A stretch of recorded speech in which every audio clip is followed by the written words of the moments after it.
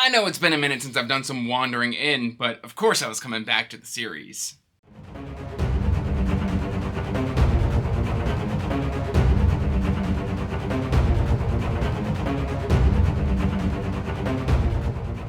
Hey everyone, welcome back to Andrew's Wizardly Reads, and as always guys, I am Andrew, and today guys, we are here to talk about book number 6 in the Wandering In, the General of Izril. But before we get into that, please like this video and subscribe to the channel, as it does help the channel grow, and you can check the description box down below for links to all my social media, including information about my Patreon and links to the Discord, as well as other things for you to explore. Now, with that out of the way, I want to preface, as always, these are spoiler reviews. This is just me kind of working through my emotions and my thoughts. I do have a whole playlist of Wandering In content that goes from book to book to book, why you should read, all of that. So if you have not reached this section of the Wandering In yet, this will be spoilers. Please go back, watch the other videos, read the series, do yourself a favor. It's a lot of fun. Now, with that warning out of the way, we are jumping right into the General of Izril. And this is a very, very mixed reaction for me, because I read this one across, I think, 6 weeks. I didn't particularly love the first half of this book. And this book, of course, as you know, is, I believe, part 2 of volume 4. So in part 1, we get the last light, we get some Ryoka, but some stuff happens with Ryoka at the end of there. And so Ryoka does not appear in the General of Izril. She's not there at all. She's mentioned, but she's not there. So that's fine.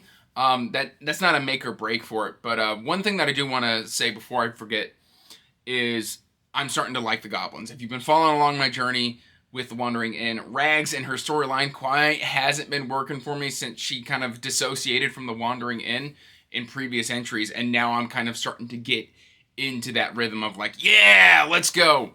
And I will apologize, some names are just gone because it's been so long since I read certain sections that like the names are just, but I can kind of remember general storylines and stuff like that. So let's start with Tom and the Fool. Now, Tom is basically, you know who Tom is. Tom's the creepy clown.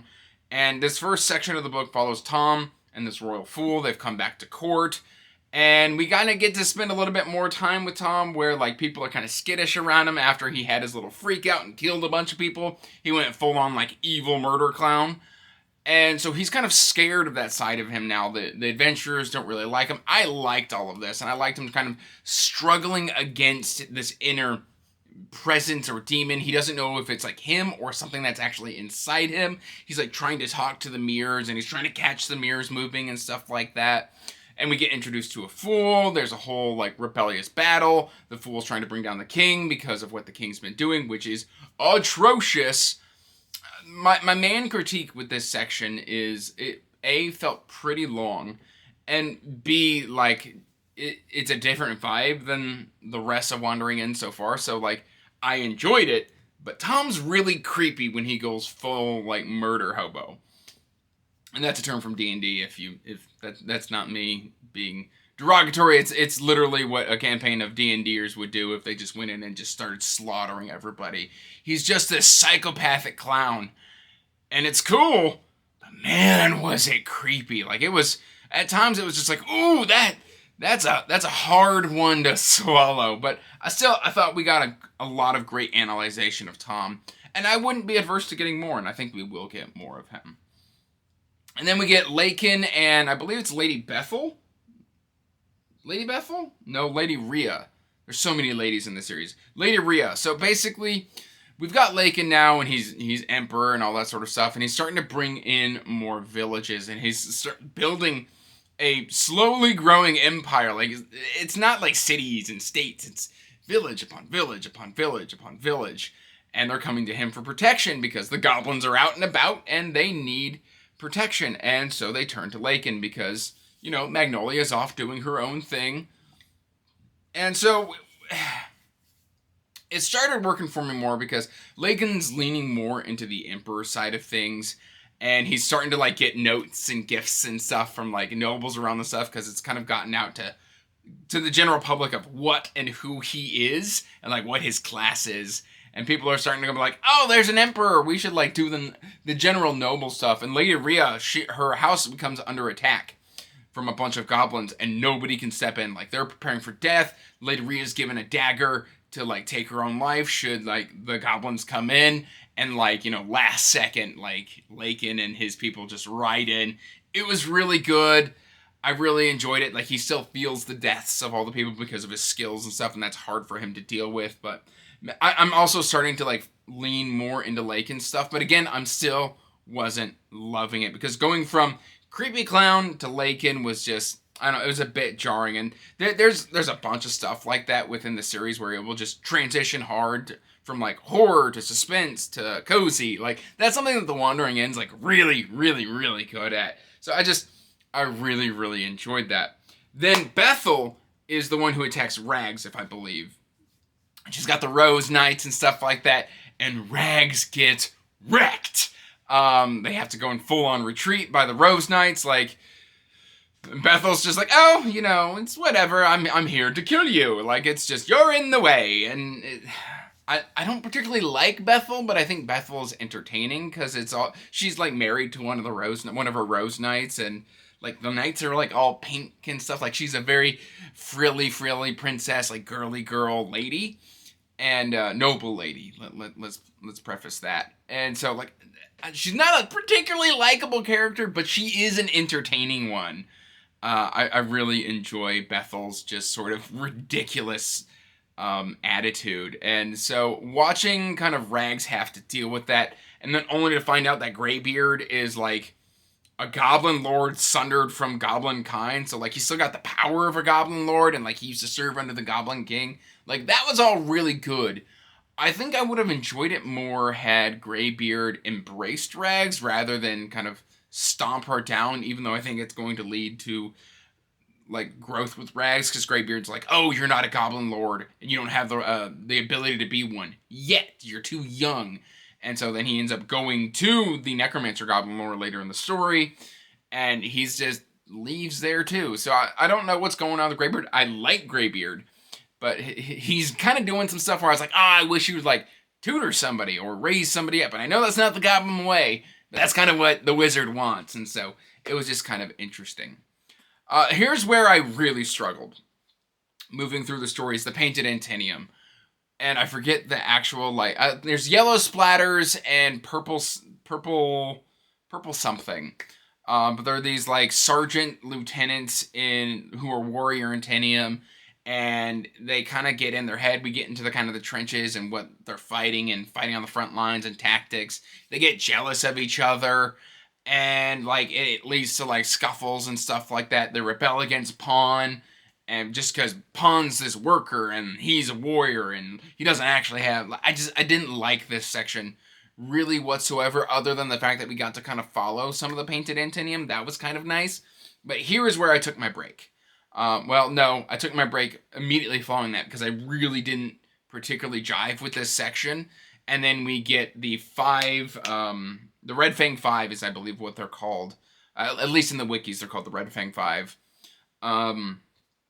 And I forget their names, but I think this, like, was, like, just a repetition of a storyline done a different way. It's just like, oh, Erin's bringing goblins back into the Wandering Inn, and of course it blows up in her face again. Everybody stops coming to the inn because she's got these goblins, and I don't know. It was just, at that point, I didn't know if I was going to be continuing the series. I really didn't. Like, I was like, I was in a kind of a reading slump at the time, so I was like, I need to transition into something else. So I took a break right there, which is sad because as soon as I took a break, right in the middle of that story, there's, like, a first half of it where, like, the goblins come in and everybody gets mad and everybody, like, yells at Erin, and then, like, Mersha attacks one of the goblins and takes Pisces' wands and stabs him in the ear.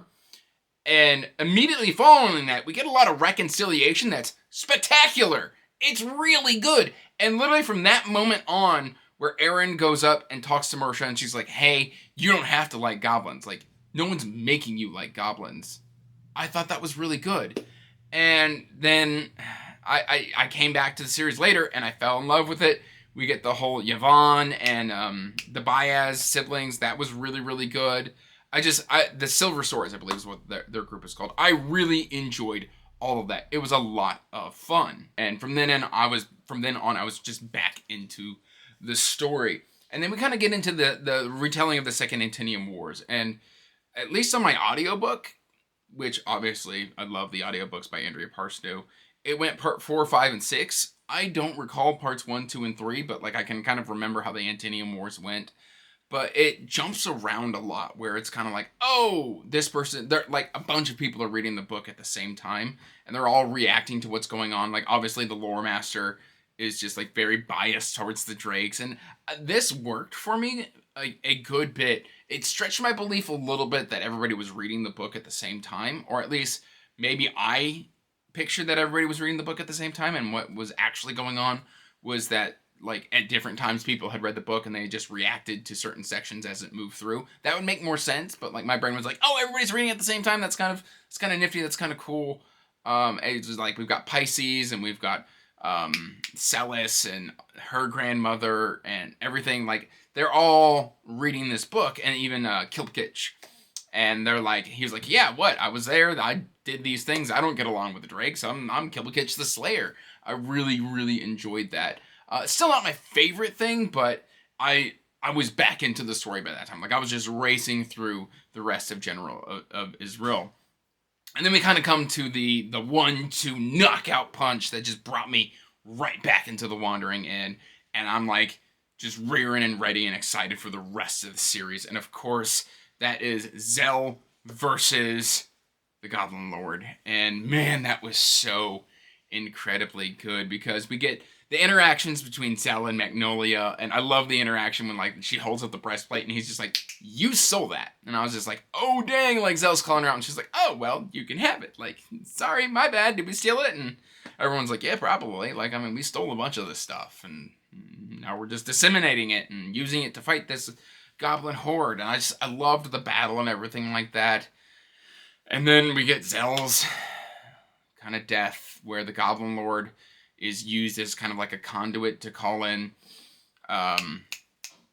Oskarash's, there we go, like the name just kind of, Oskarash's 5, and he kind of tanks them on, and he gets plagued, and like, Oskarash has to come in, and like, he just, Zell's wrecking everybody. Like, I loved this section, and I was sad for a solid 3 hours after reading that once, like, Zell died.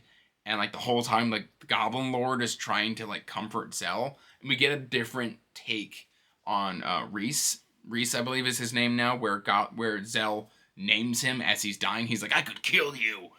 And he's like, I just don't really care anymore. And he just kind of fades away. We get a little bit of history on him and his mentor. He calls him the Wings of his Heart, which I'm assuming implies that the general who died back in the Second Antinium Wars was, like, you know, maybe romantically involved with Zell. And it's just this beautiful kind of ending to Zell's story. It was so incredibly good. I'm very sad that Zell is gone. I don't know what to expect from the rest of the stories, because I was like, oh, Zell's Shivertail, like, he's gonna be safe. Well, now I feel like nobody's safe. That's my feeling in the moment, is that nobody's safe in the Wandering Inn or an inn world. Like, it's all up for grabs.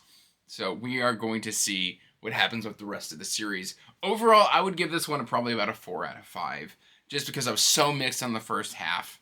And then by the second half, like, I was just like, oh, this is, like, really good, and I raced through it. And I think, like, a day and a half, like, the last 40% was, like, a day and a half of reading, or listening, I should say, on audio, and I just was right through. I really, really enjoyed it, and I can't wait to get into book number 7, which is the start of Volume 5. It should be quite the adventure. But that, guys, is my spoiler thoughts on and my reactions on the General of Izril. I have now finished out Volume 4, and it is time to dive into Volume 5. Please let me know your thoughts on Wandering Inn up to this point, your thoughts on this entry, thoughts on previous entries, what can I expect in Volume 5 without being too spoilery, like you know, maybe entice me a little bit. I'm very excited to continue this series, but that's all I've really got for you today, guys. Till next time, peace out, stay magical, bye. And as always, I want to give a huge thank you to my patrons. Thank you for supporting my passion and my hobby.